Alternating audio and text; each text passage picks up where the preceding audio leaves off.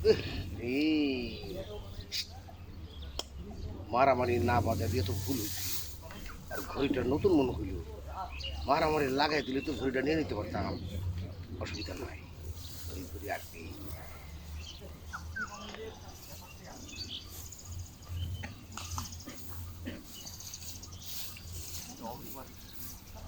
এই শালা সালাম দাস না কেন? বাই দা ওয়ে, দাদা বাসা তোর এখন কোথায় আছোস? হ্যাঁ, ইউ বুকিস্ট ব্যাড বয়, ঠিকানাটা বলতে পারিস না? হুম, আচ্ছা আচ্ছা বুঝছি। এই শোন, ওই চুরির জন্য এত ফালাফালি দাপাদাপি করার কোনো কিছু নাই, বুঝছোস? হ্যাঁ, চোরের খনিক হিসাবে যেহেতু আমরা মনে কর যে একটা পদবি পায় নিছি, এই খনিকে সুপ্রতিষ্ঠিত করা আমাদের এখন দায়িত্বের মধ্যে পড়ে গেছে। ওই আমরা খুচরা দুসরা চুরি করব না, হ্যাঁ, ওই বাণিজ্য থাকে না। শোন, ওই যে সর্দার আছে না, আমার বন্ধু, ওই যে ফর্সা ফর্সা, হ্যাঁ, এই তো চিন্তা, শোন, ওই তার ভাগ্নি আসছে, বুঝছোস?